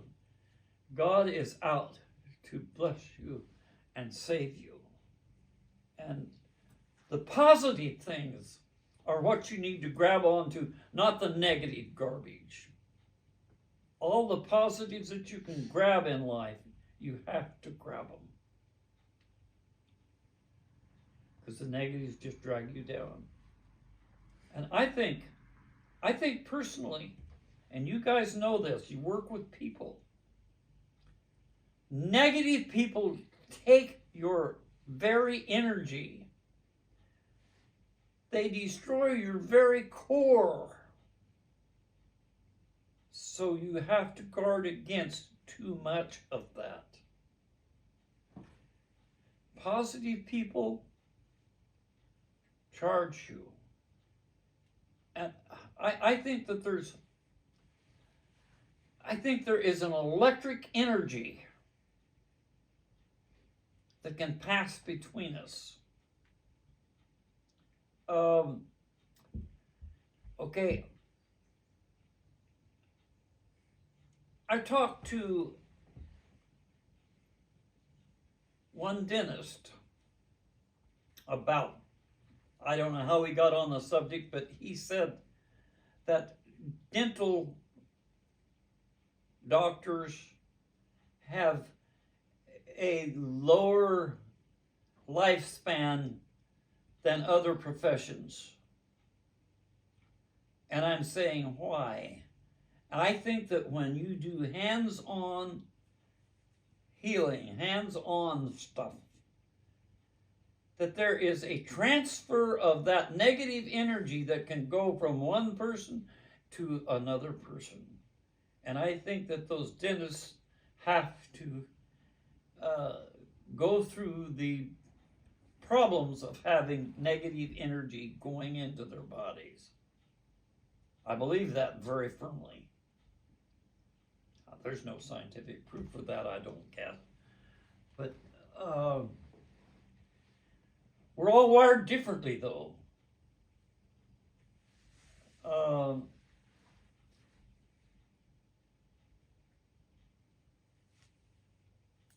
So, new question for me is like, as growing up, you didn't limit Kim or I, and you didn't say to us, "Oh, you are girls, so you can't do this." No. So, where'd you get that from? I mean, you took us to learn how to shoot a gun. What's that? You took us out to learn how to shoot a gun. You made us go through classes for that. You don't remember that, huh? And Made you go to classes for what? to be able to shoot a gun. Oh, yeah. Do you remember that? No. Yeah, you did. Yeah. And then you took us out hunting, which was a abysmal failure, but you did do it. And I would think a lot of men of your era would not be open to allowing girls, to work in the laundromat, to work on tools and work on equipment, to go shoot guns, and how did you? I mean, what made you that? Was your family open, or is this something? No, my family you wasn't did- open. No. I'm just wired different. There's something happened to me when I was very young. It was a good experience. I can't share it. I've only told 2 people in my whole lifetime about this experience. I think that experience has changed me a lot. Now, the experience did not depend on me. It came to me. I think that experience may have made me different. I have asked myself many, many, many times, why did this happen to me? Not often do we get to say, why did this good thing happen to me? Mm-hmm. But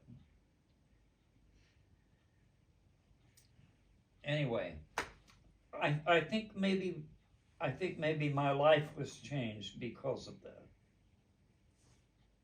And I don't know if I will ever share that with anybody. I think I've shared it too much already.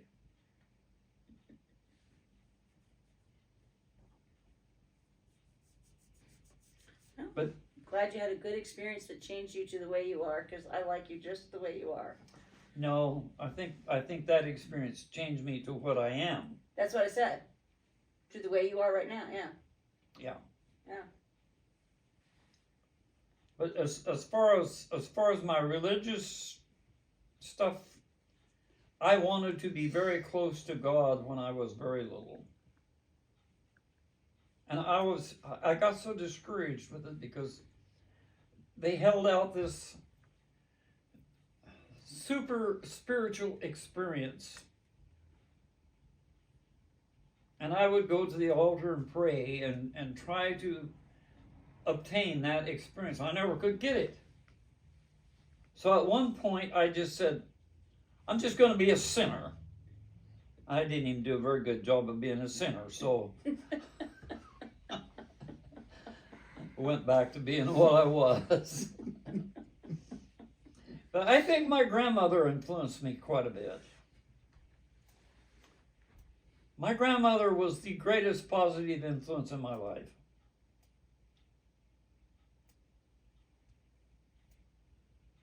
Of course, her daddy,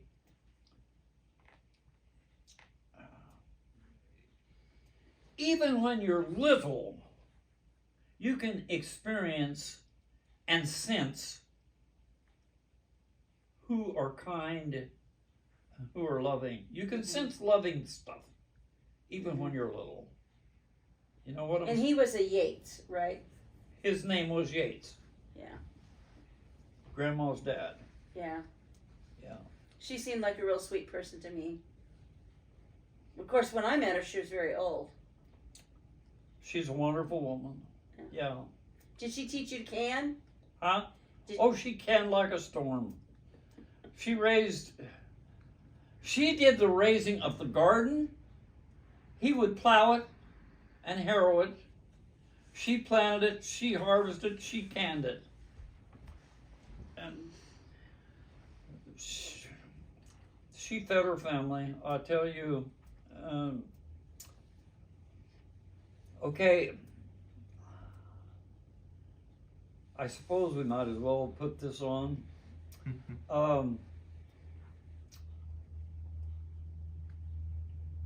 He would only allow her so much money for feeding the family.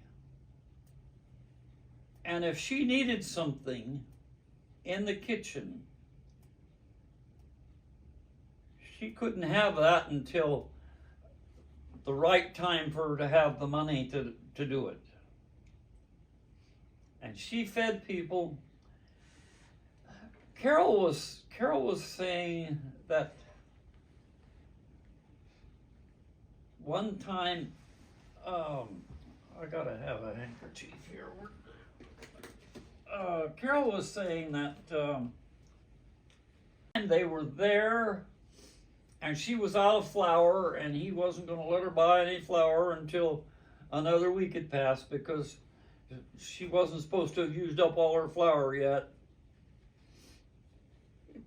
And she went out to the barn and got chicken feed,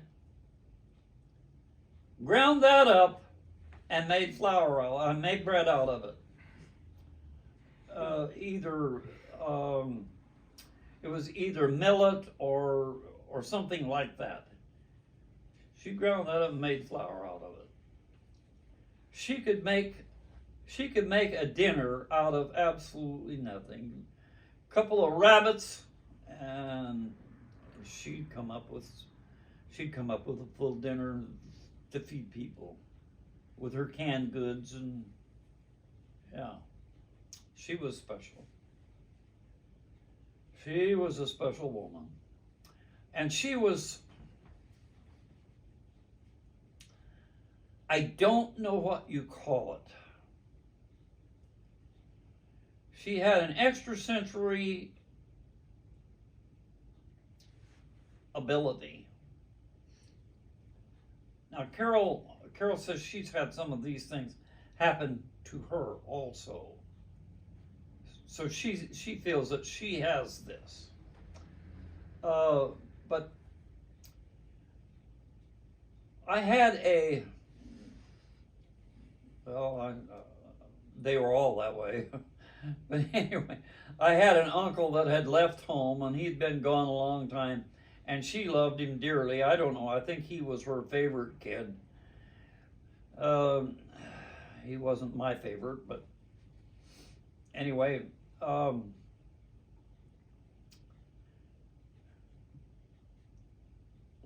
we were in the middle of eating supper. That's the evening meal in Kansas. And she looked up. She said, "My boy's coming home tonight." No telephone. Grandpa said, "Well, did you get a letter?" "No, I didn't get any letter, but he's coming home tonight." He looked over at her, he says, "Oh, 80, you're crazy." Well, after the food was eaten, rather than washing the dishes as she normally would do, I don't know why we didn't ever have some of the boys wash dishes, but we didn't. Boys didn't wash dishes. I did, but most boys didn't wash dishes. But anyway, she, instead of washing the dishes, she went out working in her garden and looking down the lane. And all of a sudden, she let out a whoop, ran down the lane, and sure enough, there her boy was. She had other evidences of having that ability. Now, I don't think that I have that ability. However, I did know that my dear wife was dying. I knew that. And I was right on that one. I never had any sense of Peggy's. I thought at different times that she would not make it, but she did, and she did, and she did, and she did, and then finally she didn't. But anyway, does that cover it? Anybody else have any questions that you can think of off the top of your head? Mm-mm. Going on about 2 hours now, so I think that's pretty good. Yeah. Well, I hope we didn't leave too much stuff in there that's painful, but No, I have one last question that I didn't ask yet, but it kind of dates back to memories of maybe you growing up with, you know, two daughters. If you have any, some of your, I mean, you mentioned like happy memories together, but do you have any funny memories you remember of my mom since she's, you know, no longer around? What's Any, that now? Any funny memories of her? Humorous times? Something that she may have done growing up, or Trying to think. Any funny memories? mm-hmm. Oh, well, yeah. Must have been a lot. I'm sure there's gotta be something. Tons of it, I'm sure. For sure. They, for some reason, I had, I don't know whether it was a car seat or it was a piece of furniture that was needing attention. I don't know what it was, but the kids were getting up on it and bouncing and jumping off. And I said, "You kids stop jumping off that." No, I said, "You kids quit jumping on that." So I looked around, and here Kim was up there.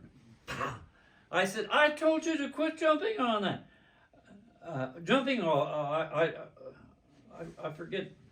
Yeah, I said, "I told you kids to quit jumping on that." She says, "Dad, we're not jumping on it, we're jumping off of it." It's kind of hard for me to tell that, but I think that's the way it went. Not jumping on it, we're jumping off of it. But she had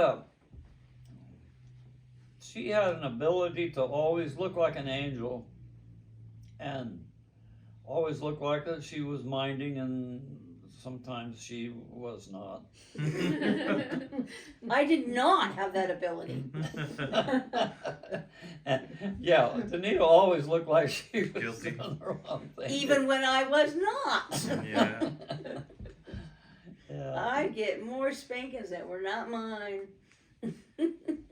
Sometimes they were even the neighbors' kids. Well, it's a good thing that I woke up by the time you got 12.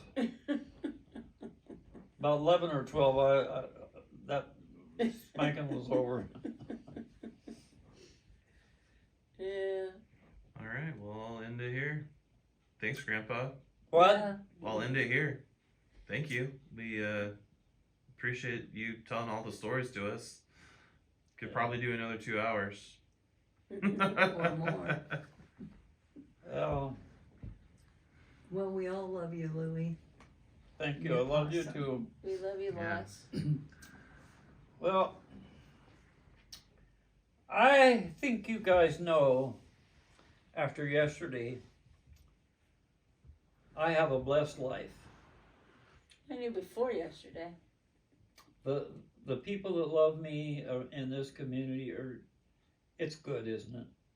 Well, you had a good life. I mean, you know, there's ups and downs, but you've had a good life. Yeah. Although in studying for the 1940s, it was amazing to me how hard of a time that was. I think people think it's really tough now because of the pandemic and the shortages. Mhm.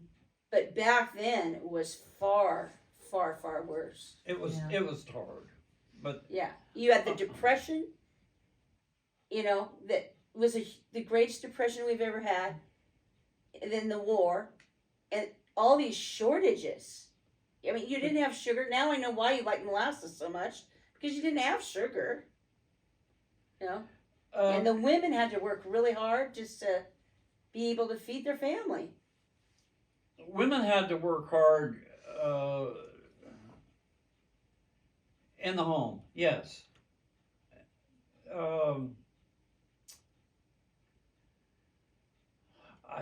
Well, and some of them. That's not on, is it? I can turn it off. I won't say what. Oh, it's not on, huh? It is on. I was, It's not on. He It was, is on. It is on. he was reminiscing about everything, so I still wanted to leave it on, but I can turn it off. No, I can say what I was gonna say.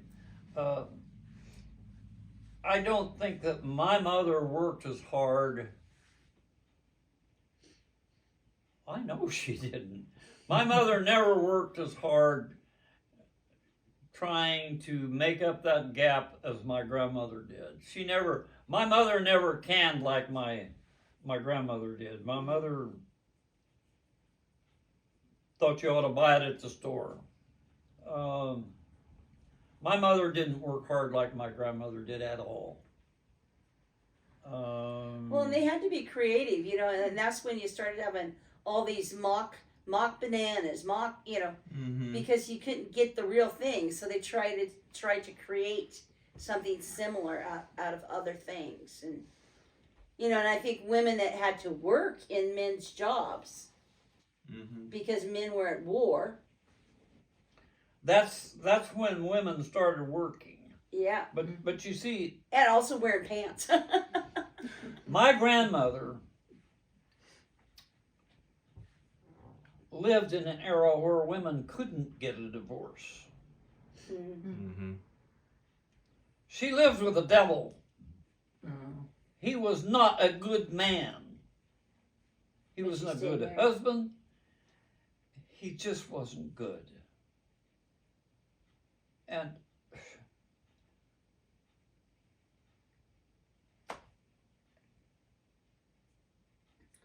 Well, it couldn't have been too good of a man with Kim drowning and him laughing. Remember? Well- you came back in the nick of time. Saved Kim. I found out a bunch of stuff that I'm not going to share with you guys, but the family is on that side is not something to be proud of. Well, And here we don't have any Ross connections. We don't have connections with the Dickenses either, except with Carol. Carol is the only Dickens we've got, and she's a sweetheart. and Lauren's wife. Huh? Lauren's wife. She was married to a Dickens. Joanne. Oh yeah, well, And their kids, so. Well, anyhow. but Joanne doesn't even have a real connection with the Dickenses, really. Her children are Dickenses. Yeah, I know, but she doesn't have a very good connection with Lauren Jr. because Lauren Jr. will go out there and see her, and he'll spend about 20 or 30 minutes and be gone. Well, you're blessed that way. I'm blessed. Your family wants to see you. Yep, that's why we're doing this video. We just really wanted to have something to share with people and have some stuff to look back on. Oh, you're back on? Well, What's we the know, question? I'm saying we want to have something to look back on. When you're gone, we Oh. can, That's why he's doing this. we You can never know. remember. Yeah. Yeah. Never know. And we all love you a lot. Well, one thing